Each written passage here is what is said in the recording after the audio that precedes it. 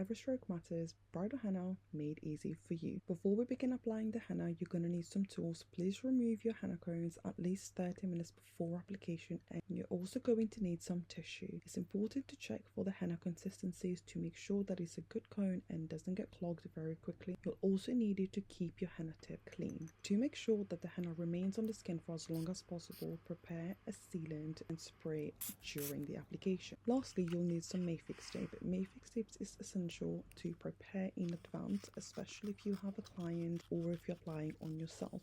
Plan ahead, grab some scissors and cut through the pieces to match the design you intend to make. Now, whether you're applying henna on yourself or on your clients or your bridal and you have back-to-back booking, it's a really good idea to prep them in advance. It will save you time, and time is money. A lot of times when I'm prepping in advance, I am saving about 20 to half an hour, especially with bridals. As you can see, I have prepped the Mefix tape to cover my full hand as I'm going to be doing a full bridal.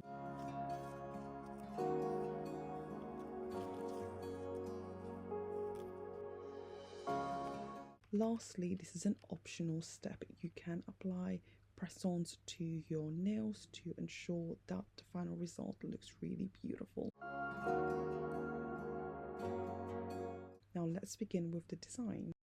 First thing you're going to do is create a guideline. I always recommend creating a guideline at the beginning to give you a rough idea of where all the elements are going to go. We're going to be creating an oval mandala in the middle of the hand, and it's going to be surrounded by dome that's going at the top towards the fingers and towards the wrist. Once we've mapped out the oval, we can begin to create the swirls and the vines and the beautiful dainty flowers.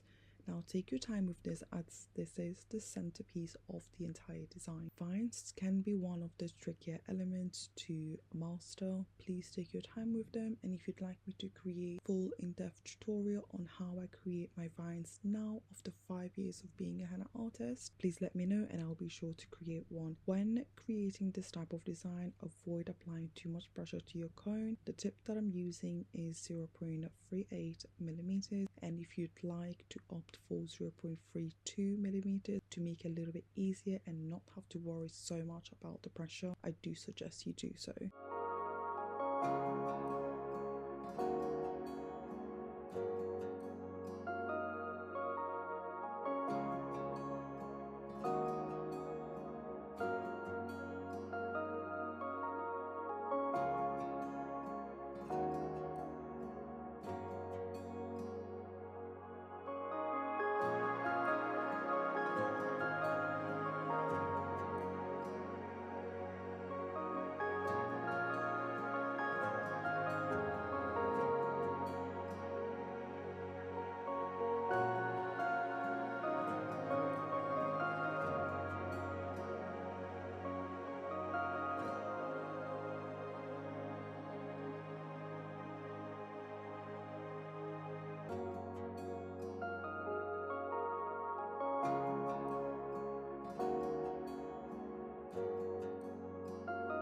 Now that we've completed the piece, I'm going to go around the guideline that we initially created very faintly and then slowly add more pressure. The reason why I chose to do that is because, as you can see, I made a little bit of a mistake which does impact the entire design at the end, but that's okay. We can make it work. If you make any mistakes, you can literally scrape it off once it's completely dry. Do not try and do it while it's wet, as it would only just smudge. Unfortunately, I tried to clean up one of my mistakes later on in the video. Actually stain, it does look like a beautiful shadow, but I would have preferred if it wasn't there, so be careful.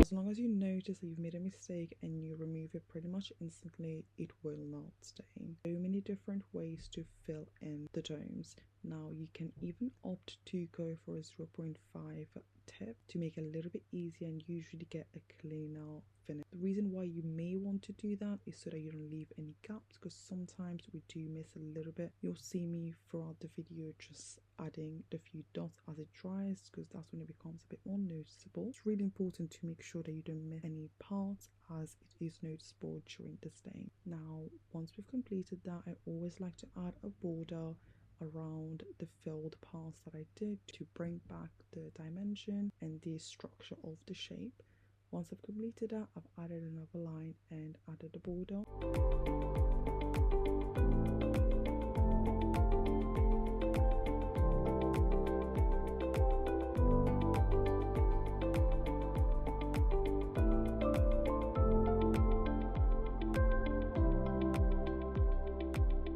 We're now going to complete this look with the floral. They are what we call supporting designs, and I really like this one in particular. I love the vines and the dots around it.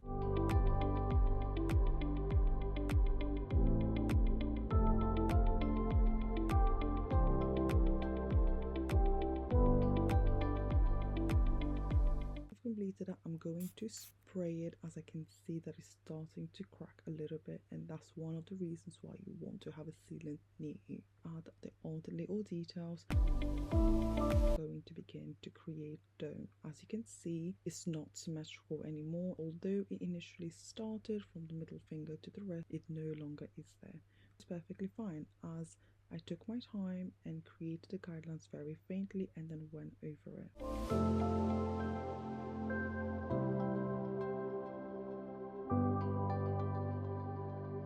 This is one of the biggest tips that I can recommend, is always create a guideline, especially if a bride or a client is only looking to get one side.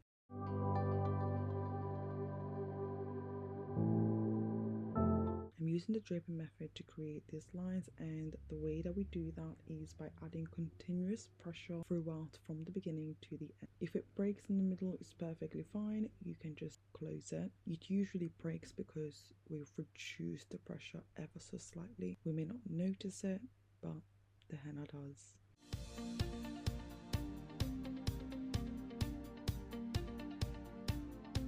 I'm adding a border to create dimension. At this point, I thought I really wanted less gap, which is why I opted to add more detail. I don't actually show that section. If you'd like to see a section of me adding the henna and then perhaps removing it, I'm not sure if I have that recorded, I can add it for you in a separate video. I'm adding all of the swells and the vines and the humps. Please let me know if you think I should have filled in the tip. That was definitely one of the things that I was debating. I think it would have looked really beautiful and tied in really well with the bold parts in the hand.